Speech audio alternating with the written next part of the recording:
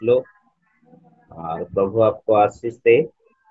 आइए, ये दूसरी दिन खुदा के सामने हम आ चुके हैं, आसी सारी ऑलरेडी परमेश्वर को निकट रे आउ तेणु हमें आसु ईश्वर वाक्य निकटवर्ती हेबा। मो सहित खोलंतु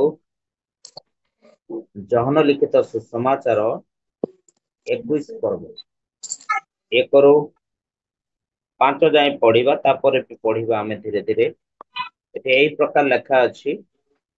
एठी तारे गोटे विषय अछि कोन, तार विषय वस्तु होची 7 जन शिष्यों को यीशु को दर्शन।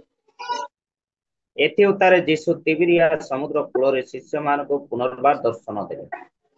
से एही प्रकार दर्शन देले सिमोन पीतर थोमा जाको विदुम को 2 जन पाटी करो बंत 2 जन एकत्र थिले। सिमोन पीतर सेमान को कहिले मो माछ धरिबा को जाउ अछि। सेमान तांको कहिले आंबे माने मध्य तुम सांगरे जीवो। से माने बाहरी जाई नौकारे चढ़िले, आउ सेई रात्रि रे किछि धरि पारले नाही। किंतु पाहांता हला उतारे किंतु पाहांता हला उतारे यीशु कूଳରେ ठिया हेले, तथापि से यीशु बोली शिष्य माने जानिले नाही। यीशु सेमान को कहिले पिला माने तुम मानकर पाखरे कोन किछि खाइबार अछि। सेमान तांको उत्तर देले नाही। से सेमान को कहिले नौकार डाहाण पाखरे जाल पकाओ, आउ तुमे माने पाइबो। सेथिरे सेमाने जाल पकाइले, आउ एते माछ पड़िला जे सेमाने ताहा टाणी पारले नाही।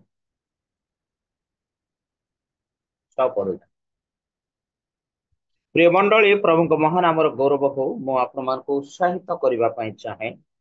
आउ परमेश्वर आज गोटे बहुत गुरुत्वपूर्ण विषय गोटे प्रकाश करबा पई चाहे।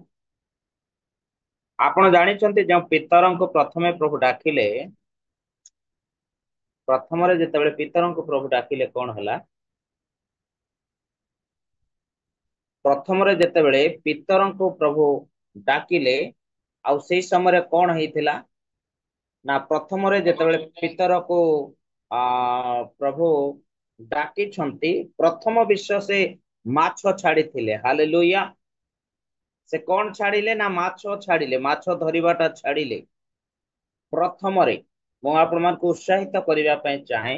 माथि लिखित सुसमाचार जेतेबेले आपण 4 पर्व को आसीबे, प्रिय प्रभु को लोक माने 4 पर्व को आपण जेतेबेले आसीबे, माथ्यू लिखित सुसमाचार तार 4 पर्व को जेतेबेले आपण आसुचंती, आउ से जगह रे देखंतु प्रथम रे आह्वान जेतेबेले काहा को करा जाउची, पितरन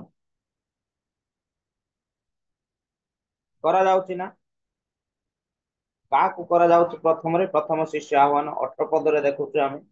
19 पद रे कौन लेखा जाउची, 18 और 19 रे केही पाउछंती जदि पढंतु। से गालिली समुद्र कूଳରେ भ्रमण କରୁଥିବା ସମୟରେ ସିମୋନ ଯାହାଙ୍କୁ ପିତର ବୋଲି କହନ୍ତି ଆଉ ତାଙ୍କ ଭାଇ ଆନ୍ଦ୍ରିୟ ଏହି 2 ଭାଇଙ୍କୁ ସମୁଦ୍ରରେ ଭଉଁରୀ ଜାଲ ପକାଉଥିବା ଦେଖିଲେ, କାରଣ ସେମାନେ ମତ୍ସ୍ୟଜୀବୀ ଥିଲେ। ଯୀଶୁ ସେମାନଙ୍କୁ କହିଲେ, ମୋର ଅନୁଗମନ କର, ମୁଁ ତୁମମାନଙ୍କୁ ମନୁଷ୍ୟ ଧରିବା ଶିଖାଇବି। ତାପରେ ସେଥିରେ ସେମାନେ ସେହି କ୍ଷଣି ଜାଲ ଛାଡ଼ି ତାଙ୍କର ଅନୁଗମନ କଲେ। ପୁଣି ଯୀଶୁ ସେଠାରୁ ଆଗକୁ ଯାଇ ଜେବଦୀଙ୍କ ପୁତ୍ର ଯାକୁବ ଓ ତାଙ୍କ ଭାଇ ଯୋହନ ନାମକ ଆଉ 2 ଭାଇଙ୍କୁ ସେମାନଙ୍କ ପିତା ଜେବଦୀଙ୍କ ସହିତ ନୌକାରେ ଜାଲ ସଜାଡୁଥିବା ଦେଖି ସେମାନଙ୍କୁ ଡାକିଲେ। ତାପରେ ସେଥିରେ ସେମାନେ ସେହି କ୍ଷଣି ନୌକା ଓ ସେମାନଙ୍କର ପିତାଙ୍କୁ ଛାଡ଼ି ତାଙ୍କର ଅନୁଗମନ କଲେ। वाह, बापा को जागार लोक सेमान तो जाल छाड़ी थिले, प्रथम रे पिता को भी छाड़ी देले नहीं कि। हेलो, सुनी पारुछंती, से माने जाल को छाड़ी थिले। प्रथम रे पितरन को जेतेबेले प्रभु डाकिले जे बाबू रे आजि ठारू माछ धरबाटा शिखेबी नाही, आदि ठारू मनुष्य धरिबाटा शिखेबी। से छाड़ी देले जाल। तापरे देवदीकर 2टा पुत्र को डाकिले, से भी आसिले। लेखा गला जाल छाड़िबा सत्वे से आपना पिता को मध्य छाड़िले। यानी कि परिवार को मध्य छाड़ीदेले सेवा कार्य। जो पितर से जगार जाल को छाड़ी से पितर एई जगार कहउछंती सीमान पितर से कहले मु माछ धरिबा को जाउअछि। ध्यान दे शुणतु, पॉइंट टू नोटेड। जो पितर माछ धरिबाटा छाड़ी से पितर जीशुंकर क्रुशार्पित परे पुनरुत्थान परे कहउछंती जे मु माछ धरिबा को जाउअछि। बुझी पारुछंती? माने एठी 7 जन शिष्यंकर विषय अछि।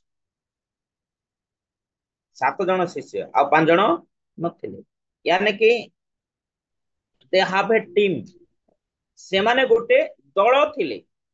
7 जन एमाने केउ प्रकार लोक? समस्त कहबे केउ प्रकार लोक थिले? माने जानि नाहंती?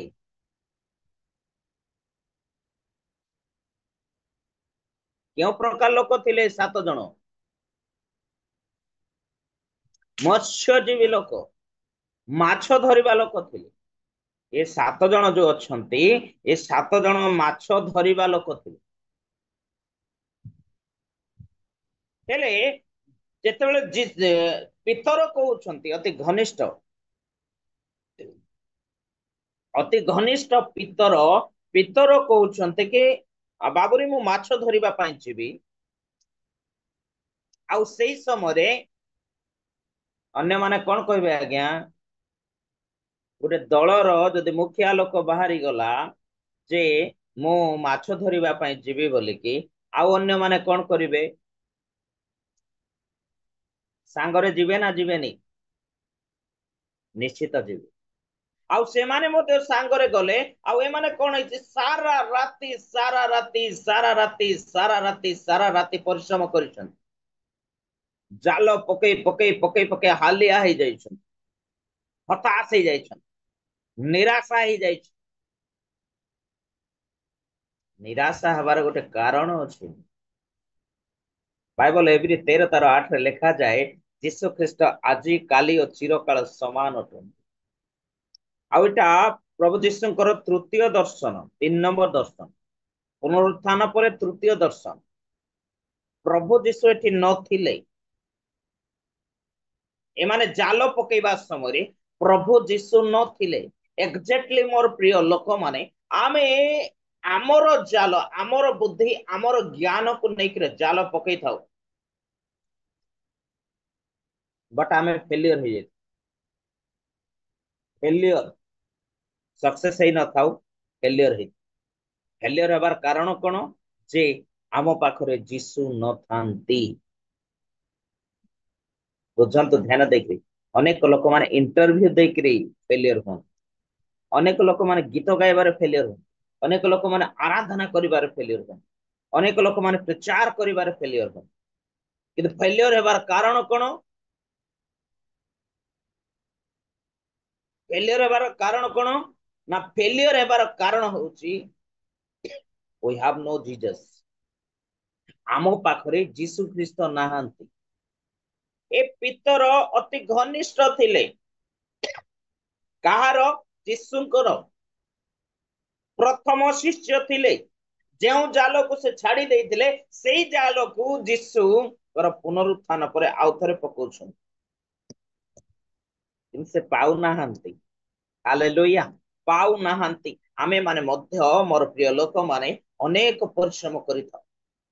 अनेक ए विषय हला नै त ठीक अछि आउ टिके ट्राई करू, एटा हला नै त सेटा करू, सेटा हला नै त सेटा करू, but we have no success. आमे संपूर्ण सक्सेस रास्ता रे पहुंची न, निर्दिष्ट रास्ता रे पहुंची न था। आ पहुंचबा न कारण वी हैव नो जीसस। आम पाखरे जीसु न था। तापरे कोन होची घटना देखंतु। 4 पद जेतबेले देखिबा, किंतु पाहांता हला उतारे जीसु कुଳରେ ठिया हेले, तथापि से जीसु बोली शिष्य माने जानी नथिले। तार अर्थ जीसु बोली करी से माने जानी ना। पाहांतिया समय गोटे जगार चतुर्थ माथ्यू 14 पर्व रे प्रार्थना कले कले कले से पाहांतिया समय चतुर्थ प्रहर रे से पानी ऊपर चलिके आसले। किंतु से जाइके छिड़ा ହେଇଛନ୍ତି ସେମାନେ ଜାଣି ପାରୁନାହାନ୍ତି। बेले बेले प्रभु आमान को दर्शन दे स्वप्न दे कथा कहते आमे जानि न। प्रभु को दासमान को दे कथा कहते आमे जानि न थाओ। ईश्वर वाक्य दे कथा कहते आमे जानि न थाओ। कौन आमर भाव भितर अहम भाव पड़े। ये गोटे गुरुत्वपूर्ण विषय आज जहनकर विषय में कहबी पवित्र आत्मा मत प्रकाश करुछ। मोर प्रिय लोक माने आमे टिके बाइबल पढ़ी जानले वा आई एम द ग्रेट बड़ लोक बोली भाबू। टिके प्रार्थना करी जानले बड़ लोक, टिके आराधना करी जानले बड़ लोक वाह मोर प्रशंसा करन। किंतु मु कहबी पछरे कहूछ हेले कौन हेची 5 पदरे यीशु से मानको कहिले पिला माने तुम मान को पाखरे कौन किछि खाइबार अछि। आगरो केबे आपण सुनि छंती कि आज्ञा यीशु पिला बोली करे कहबाटा केते लोक बाइबल रे पढ़ी छंती। जॉन पुस्तक को छाड़ी देला परे जॉन लिखित सुसमाचार छाड़ला परे तार पूर्व माथ्यू मार्क लुक ए तीनटा सुसमाचार रे कोन यीशु कहि छंती शिष्य मान को पिला माने बोली कि के कहि पारबे के पढ़ी छंती के कहि पारबे कोन तो टिके काहे कि यीशु ए विषय कोन पई कहउथले जानतु निगुड़ विषय न जानिबा पर्यंत आपण सत्य को जानिले सत्य आपण को मुक्त करी। ईश्वर वाक्य तो सत्य सही सत्य आपण को मुक्त करबो। कोंतु पिला माने बोले पूर्वर यीशु कहिले नाही किंतु आज ये जगह रे कहउछु कारण लेखा अछि 4 पदरे शिष्य माने जानी नाही जे गोटे अजणा व्यक्ति भाव आसिक छिड़ा होछन किंतु लोक शिष्य माने जानु नाहंती ये यीशु से होतंते गोटे अजणा व्यक्ति। आउ देखंतु मोर प्रिय लोक माने सेही जगह रे जो पितर माछ जाल छाड़ी थिले से माछ पकोउछंती सारा राति परिश्रम करिसंती व्यस्त हेइथिबे विव्रत हे जाइथिबे राग भी हे जाइथिबे आउ सेही जगह रे क्रोधित ईर्षा केते कोन निज निज भीतर पाटितुंड हो जाइथिबो सारा राति अनिद्रा शारीरिक बल शारीरिक शक्ति प्रयोग करी सारा राति से माने पाई नाहंती निराश हताश हेइथिबा समय रे यीशु गोटे अन्य भाव रे आसिके कहउछंती पिला माने वाह पिला माने कोन बोली कहले पिला माने तुम मान को पाखर कोन किछि खाइबार अछि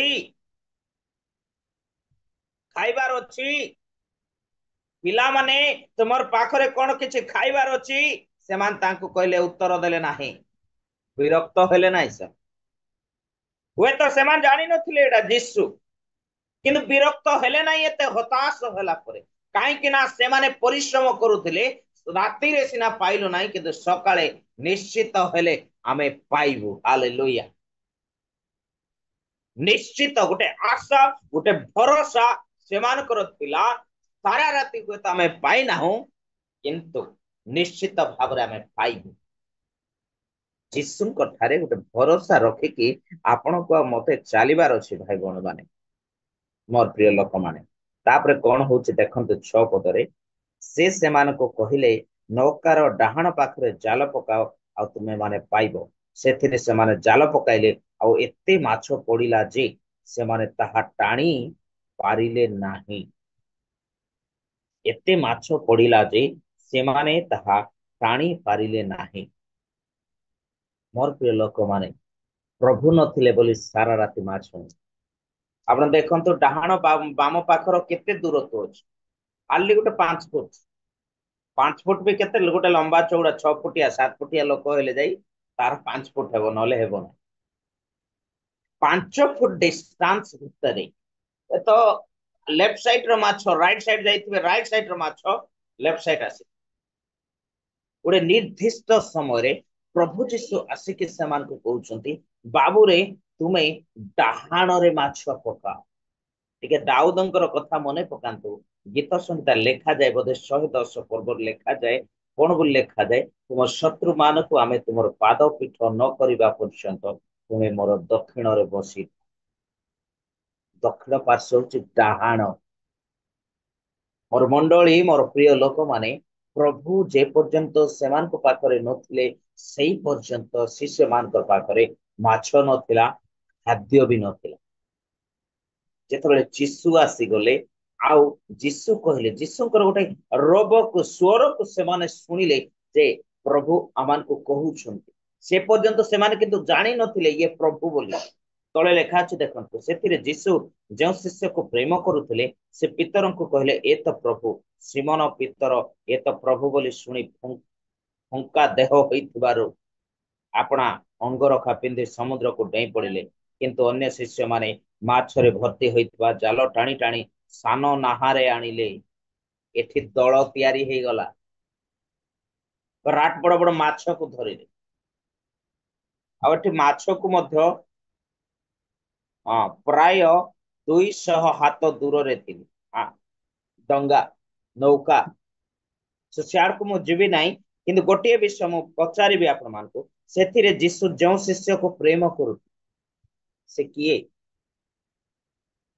ଅନମ୍ୟୁଟ କରିକି କହିପାରିବେ, ଯେଉଁ ଶିଷ୍ୟକୁ ପ୍ରେମ କରୁଥିଲେ ସେ କିଏ? ଆମେ ଟିକେ ଆରାଧନା କଲେ, ହଁ କୁହନ୍ତୁ। ଜହନ। କାଇଁ ଜହନ କଣ ଏଠି ମେନସନ କରି ପାରିଲେ ନାହିଁ କି ମୁଁ ଜହନ? କରି ପାରିଲେ ନାହିଁ? ଆମେ ଟିକେ ଆରାଧନା, ଟିକେ ଉପାସନା, ଟିକେ ପ୍ରାर्थନା ଶିଖିଗଲେ, वाह ମୁଇଁ ଗ୍ରେଟ।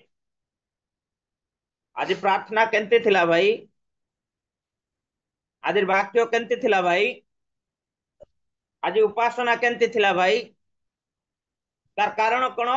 ମୁଁ ଜାଣିଛି ଯେ ମୁଁ ଭଲ କରୁଛି। ଏଠି ଏଇ ଜହନ ଯିଏକି ଯୀଶୁଙ୍କ ସହିତ ଥିଲେ, ଆଉ ଲେଖା ଯାଉଛି କଣ 7 ପଦରେ, ସେଥିରେ ଯୀଶୁ ଯେଉଁ ଶିଷ୍ୟକୁ ପ୍ରେମ କରୁଥିଲେ ସେ ପିତରଙ୍କୁ କହିଲେ, ଏ ତ ପ୍ରଭୁ। ଜହନ ଲେଖି ପାରିଥାନ୍ତେ କି ମୁଁ ଜହନ, ଯେମିତି ପାଉଲ ଲେଖିଲେ। ପାଉଲଙ୍କର ପତ୍ର, କରନ୍ଥୀୟ ମଣ୍ଡଳୀକୁ ପାଉଲଙ୍କର ପତ୍ର, ରୋମୀୟ ମଣ୍ଡଳୀକୁ ପାଉଲଙ୍କର ପତ୍ର, ଫିଲିପିୟ ମଣ୍ଡଳୀକୁ ପାଉଲଙ୍କର ପତ୍ର, ଫିଲିମନକୁ ପାଉଲଙ୍କର ପତ୍ର, ତିମୋଥୀକୁ ପାଉଲଙ୍କର ପତ୍ର। ଜହନ କାହିଁକି ଲୋକାୟିତ ଭାବରେ ଅଛି? ଆମେ ଲୋକାୟିତ କରିପାରୁ, ତେଣୁ ଶୈତାନ ପ୍ରବେଶ କରେ। କଣ ବୋଲିକିରି? ଗୋଟେ 27 ପର୍ବକୁ ଟିକେ ଆସନ୍ତୁ, ହିତୋପଦେଶ 27 ପର୍ବ। ହିତୋପଦେଶ 27 ପର୍ବ। ଯେଉଁମାନେ ପାଇଲେ ଖୋଲନ୍ତୁ, ଆପଣଙ୍କର ଟାଇମ ବି ହେଇଯିବ। ଗୋଟେ 27 ପର୍ବ 2 ପଦ ଟିକେ ପଢନ୍ତୁ।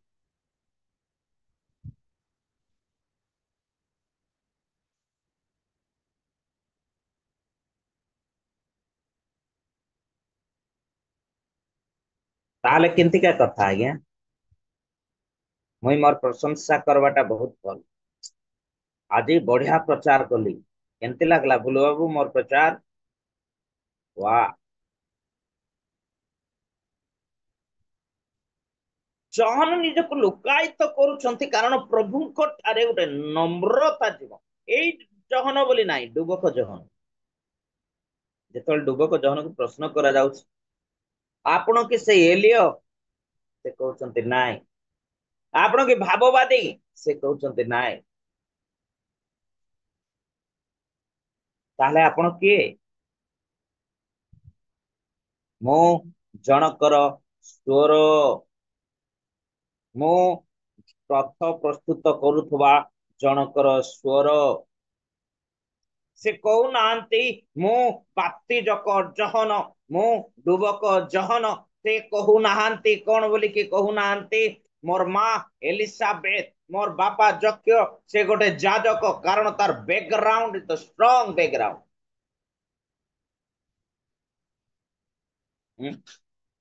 ହାଲେଲୁୟା। ପ୍ରିୟ ପ୍ରଭୁଙ୍କ ଲୋକମାନେ, ଯୀଶୁଙ୍କ ଉପରେ ନିର୍ଭର କରୁ। ଲୁକାୟିତ ଭାବରେ ପରମେଶ୍ୱରଙ୍କ ସହିତ ସମ୍ପର୍କ ରହୁ। ଲୁକାୟିତ ଭାବରେ ଏଇ ଜହନ କହି ପାରିଥାନ୍ତେ। ଲେଖା ଯାଉଛି କଣ, ସେଥିରେ ଯୀଶୁ ଯେଉଁ ଶିଷ୍ୟକୁ ପ୍ରେମ କରୁ ସେ ଲେଖିଥାନ୍ତେ, ପ୍ରଭୁ ଯୀଶୁ, ମୁଁ ଜହନ, ମତେ ଯୀଶୁ ପ୍ରେମ କରୁ, ଲେଖିଲେନି। ଶିଖନ୍ତୁ ଶିଖନ୍ତୁ, ଆରାଧନା ଉପାସନା ପ୍ରାର୍ଥନା କରୁଥିବା ଲୋକମାନେ ନିଜର ପ୍ରଶଂସା କାହିଁକି କରୁଛୁ? ନିଜର ପ୍ରଶଂସା କିଏ କରେ? ଶୈତାନ କରେ। କାହିଁକି କରେ ଜାଣିଛନ୍ତି? ଶୈତାନ ଈଶ୍ୱରଙ୍କ ଠାରୁ ଜିତି ପାରେ ନାହିଁ, ତେଣୁ କଣ କରେ? ପ୍ରଶଂସା କରିଦିଏ। ୱାହ! ସେଥିପାଇଁ ତ ଲୁସିଫର ସେଦିନ କହିଲା, ଆରେ ୱାହ, ତମେ ହୁଏତ ପିତା ହେଇପାର, ପରମେଶ୍ୱର ହେଇପାର, କିନ୍ତୁ ମୋ ଠାରୁ ସୌନ୍ଦର୍ଯ୍ୟରେ କମ। ଯେ କଲ 28 ପର୍ବ ପଢିବେ ଆପଣ ଉତ୍ତର ପାଇଯିବେ। ତାହେଲେ ତମେ କେମିତି ମୋର ସୃଷ୍ଟିକର୍ତ୍ତା ହେଇପାରିବ? ଏତେ ସୁନ୍ଦର ମୁଁ ଆରାଧନା କରିବା ଦ୍ୱାରା ଲୋକମାନେ ମୋର ସହିତ ରହୁଛନ୍ତି। ଆରାଧନା କରିବା ଦ୍ୱାରା ଦୂତ ମାନେ ମୋର ସହିତ ରହୁଛନ୍ତି। ମୁଁ ତ ବାଇବଲ ପଢି ସାରିଲିଣି ଆଜ୍ଞା, ଆପଣ ଯୋଉ ବିଷୟ କରିଛନ୍ତି। ଲୁକାୟିତ ରୁହନ୍ତୁ ପ୍ରଭୁଙ୍କ। ଇୟର ଟେଲେଣ୍ଟ, 3ଟା ଟି ଗୋଟେ ଅଛି। ଗୋଟେ ପରମେଶ୍ୱରଙ୍କୁ 3ଟା ଟି, ଟ୍ରିପଲ ଟି ଆବଶ୍ୟକ ହୁଏ। ଟ୍ରିପଲ ଟି କଣ? ପ୍ରଥମ ଟି ଟାଇମ, ଆପଣଙ୍କ ସମୟ। ସେକେଣ୍ଡ ଟି କଣ? ଟେଲେଣ୍ଟ, ଆପଣଙ୍କର ବୁଦ୍ଧି ଜ୍ଞାନ ପରମେଶ୍ୱର ଦିଅନ୍ତି। ଆଇବ କହିଲେ, ପ୍ରଭୁ ମୋର ନିଶ୍ୱାସ ତୁମର ବୁଦ୍ଧି ଅଟେ।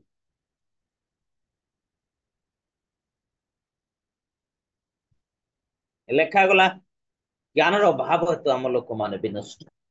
କେଉଁ ଜ୍ଞାନ? ପରମେଶ୍ୱରଙ୍କ ଜ୍ଞାନ, ପରିତ୍ରାଣ ରୂପକ ଜ୍ଞାନ। ଆଉ 3 ନମ୍ବର ଟି ହଉଛି ଚାପିଆ ଟି ନୁହଁ, ତୃତୀୟ ଟି। 3 ନମ୍ବର ଟି, ତିସରା ଟି ଟ୍ରେଜର। ପ୍ରଭୁଙ୍କର ଆମେ ହଉଛୁ କଣ? ଟ୍ରେଜର କହିଲେ କଣ କହିବେ ଓଡିଆ ଅର୍ଥ?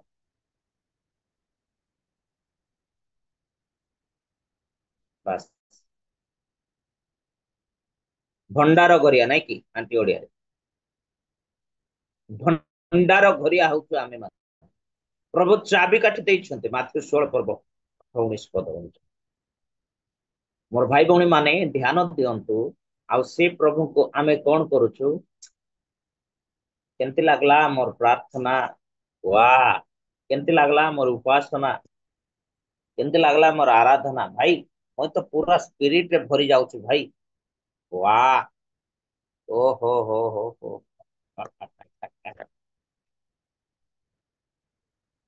ମୁଁ ଏଇ ଆତ୍ମାଙ୍କ ଦ୍ଵାରା ପୂର୍ଣ୍ଣ ହେଇଯାଉଛି ଭାଇ। ପ୍ରାର୍ଥନା ହେଲେ କୁହନି କୁହନି, ମୁଁ ଆଉ ବସି ପାରୁନି। ଗୋଟେ ବିଷୟ ମନେ ରଖ ମୋର ଭାଇ ଭଉଣୀ ମାନେ, ପବିତ୍ର ଆତ୍ମା ବିଦ୍ରୁପର କାରଣ ନୁହନ୍ତି। ମୁଁ କହୁଥିଲି ସେଦିନ।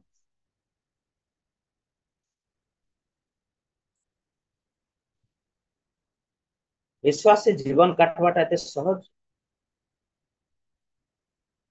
ପ୍ରାର୍ଥନା ଜୀବନ କାଟବାଟା ଏତେ ସହଜ? ସହଜ ନୁହଁ। ଶକ୍ତିଦାତା ଈଶ୍ୱର ଆମ ସର୍ବ। ତେଣୁ ଜହନ ଲୁକାୟିତ ଭାବରେ କହୁଛନ୍ତି।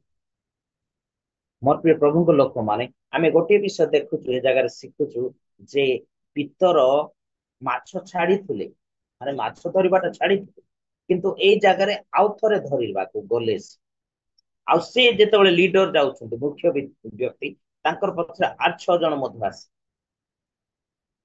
ହେଲେ ସାରା ରାତି ପରିଶ୍ରମ କଲା ପରେ ବି ସେମାନଙ୍କ ପାଖରେ କିଛି, କିନ୍ତୁ ଯେତେବେଳେ ଯୀଶୁ ଆସିଲେ ସେଇ ସମୟରେ ଟିକେ ପରିବର୍ତ୍ତନ କଲେ। ଟିକେ ଭାବରେ ଡାହାଣକୁ ବାମକୁ ପକେଇବା ଜାଗାରେ ଡାହାଣକୁ, ବାସ୍ ଏତିକିରେ ଏତେ ମାଛ ପୂର୍ଣ୍ଣ ହେଇଗଲା, ଏତେ ମାଛ ପୂର୍ଣ୍ଣ ହେଇଗଲା ଯେ ଡଙ୍ଗା ଭର୍ତ୍ତି ହେଇ, ଲେଖା ଅଛି କଣ ଲେଖା ଅଛି, ସେମାନେ ସେମାନଙ୍କୁ କହିଲେ ନୌକାର ଡାହାଣ ପାଖରେ ଜାଲ ପକାଅ ଆଉ ତୁମେ ମାନେ ପାଇବ। ସେଥିରେ ସେମାନେ ଜାଲ ପକାଇଲେ, ଆଉ ଏତେ ମାଛ ପଡିଲା ଯେ ସେମାନେ ତାହା ଟାଣି ପାରିଲେ ନାହିଁ। ସେଥିରେ ଯୀଶୁ ଯେଉଁ ଶିଷ୍ୟଙ୍କୁ ପ୍ରେମ କରୁଥିଲେ ସେ ପିତରଙ୍କୁ କହିଲେ ଏ ତ ପ୍ରଭୁ। ସିମୋନ ପିତର ଏ ତ ପ୍ରଭୁ ବୋଲି ଶୁଣି ଫୁଙ୍କା ଦେହ ହୋଇଥିବାରୁ ଆପଣା ଅଙ୍ଗରଖା ପିନ୍ଧି ସମୁଦ୍ର ମଧ୍ୟକୁ ଡେଇଁ ପଡ଼ିଲେ। ଭୟ ଥିଲା ପ୍ରଭୁଙ୍କ ପ୍ରତି। ଆଜି କଣ ପାଳକ ମାନଙ୍କ ପ୍ରତି ବିଶ୍ୱାସୀ ମାନଙ୍କର ଭୟ ନାହିଁ। ଇଏ ଡ୍ରେସ ଗୋଟେ ପିନ୍ଧି ନାହିଁ ବୋଲିକି ଡେଇଁ ଦେଲେ। ଭିତର ଜହନ ଦେଖନ୍ତୁ କେତେ ଭୟ କରୁଥିଲେ ଯୀଶୁ। ଯୀଶୁଙ୍କ ସହିତ ଥିଲେ, ରାତିକୁ ଦେଖିଥିଲେ, ଖାଇଥିଲେ, ପିଇଥିଲେ, ବସିଥିଲେ, ଉଠିଥିଲେ, ଚାଲିଥିଲେ। କଣ ଦୁଇଟା ମାଛ 5 ରୁଟି ବେଳେ କଣ ଏ ପିତର ଜହନ ନଥିଲେ କି? ଥିଲେ। 4000 ଲୋକଙ୍କୁ ଖାଇବା ଦେଲା ବେଳେ ଏମାନେ ନଥିଲେ କି? ଥିଲେ। କାନା ନଗରରେ ପାଣିକୁ ଦ୍ରାକ୍ଷା ରସ କରବାରେ ଏମାନେ ନଥିଲେ କି? ଥିଲେ। ଲାଜାର ମରିକିରି ଉଠବାଟା ଏମାନେ ନଥିଲେ କି? ଥିଲେ। ଖାଇକିରି ବି ଏମାନେ ଏତେ ଭୟ କରୁଛନ୍ତି ଯେ ନିଜେ ବସ୍ତ୍ର ପିନ୍ଧି ନାହିଁ ବୋଲି ପାଣିକୁ ଦେଇଦେଲେ। ମାଛ ଧରା ଲୋକମାନେ ଆପଣ ଜାଣିଛନ୍ତି ଭଲ ଭାବରେ।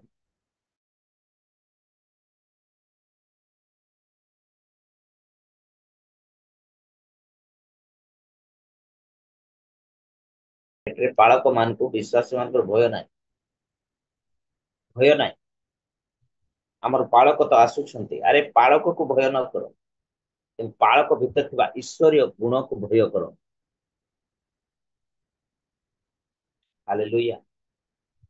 ମା ମାନେ, ଭଉଣୀ ମାନେ, ଭାଇ ମାନେ ଜାଗ୍ରତ ରୁହ। ବର୍ତ୍ତମାନ ସେ ସମୟ ଗୋଟେ ପ୍ରଭୁ ଦେଇଛନ୍ତି। ଆଉ ଏଠୁ ଗୋଟେ ଗୁରୁତ୍ୱପୂର୍ଣ୍ଣ ବିଷୟ, we have no Jesus, we have no Jesus, we have no success। ଆମ ପାଖରେ ଯଦି ଯୀଶୁ ନାହିଁ ଆମ ଲକ୍ଷ୍ୟକୁ ଆମେ ପହଞ୍ଚି ପାରିବା। ଯଦି ଯୀଶୁ ସେଦିନ ପିତରକୁ ଆସିକି କହିନଥାନ୍ତେ ବାବୁରେ ଟିକେ ଏଇ ଜାଗା ଛାଡିକି ଡାହାଣ ପାଖରେ ପକାଅ, ତାହେଲେ ଏମାନେ ମାଛ ପାଇ ନଥାନ୍ତେ। କାରଣ ତାଙ୍କ ପାଖରେ ଯୀଶୁ ନଥିଲେ। ଯୀଶୁ ନଥିଲେ। ତେଣୁ ସେମାନେ ସାରା ରାତି ପରିଶ୍ରମ କରିକି ମାଛ ପାଇଲେ ନାହିଁ। ଭାଇ ଭଉଣୀ ମାନେ, ମୁଁ କହିବା ପାଇଁ ଚାହେଁ ଯେମାନେ ଉପାସନା ଆରାଧନା ବି କରୁଛନ୍ତି, ଟିକେ ପଢିବା କଲସ୍ୟ ପୁସ୍ତକ, କଲସ୍ୟ 3 ପର୍ବ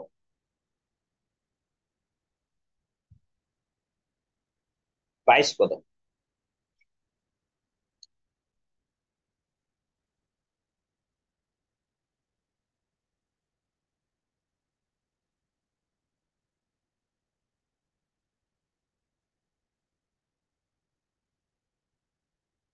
ହୁଁ, 23 ପଦ।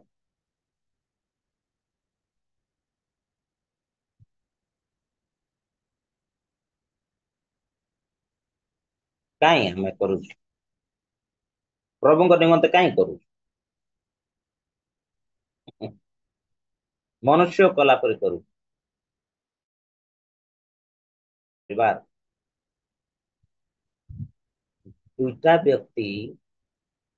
ଦୁଇଟା ବ୍ୟକ୍ତି ଗୋଟେ ଏରିଆ କମ୍ପେଇ ଦେଲେ ପ୍ରାର୍ଥନା, ଶିଲା ଆଉ ପାଉଲ। 12 ଜଣ ବ୍ୟକ୍ତି, 12 ନାହିଁ 11 ଜଣ ବ୍ୟକ୍ତି ସାରା ପୃଥିବୀକୁ ହଲେଇ ଦେଲେ ଯୀଶୁଙ୍କର ନାମରେ। ଯଦି ପ୍ରଭୁଙ୍କ ଠାରେ ଆପଣ ରହିବେ, ଆପଣ ମଧ୍ୟ ଆପଣଙ୍କର ପରିବାରକୁ ହଲେଇ ପାରିବେ।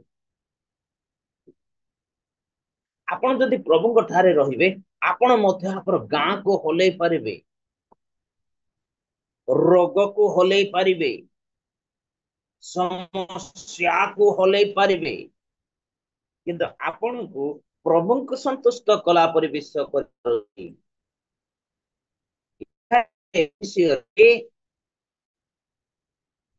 5:10 ପ୍ରଭୁଙ୍କର କଣ ସନ୍ତୋଷ,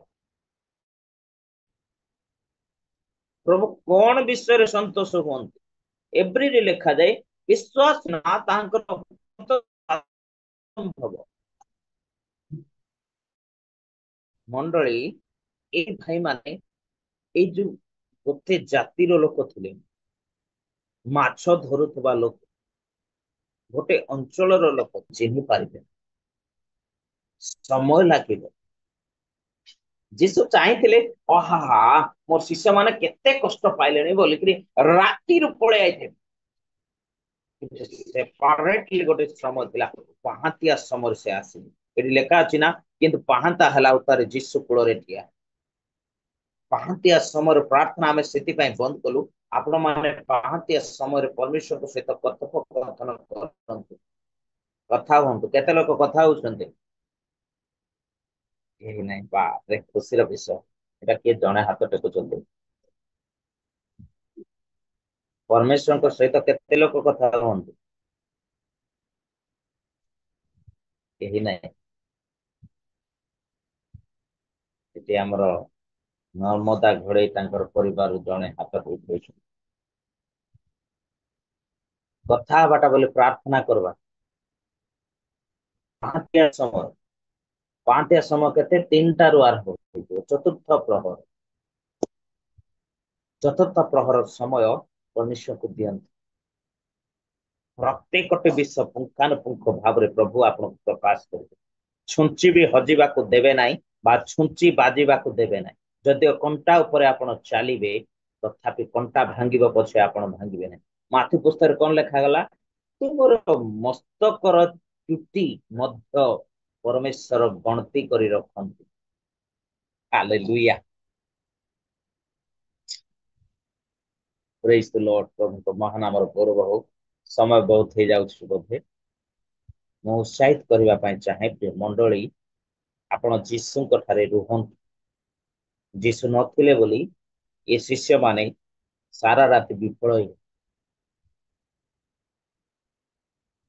ଆପଣଙ୍କ ଜୀବନରେ, ମୋ ଜୀବନରେ ବି ଯୀଶୁ ରହିବା ଆବଶ୍ୟକ।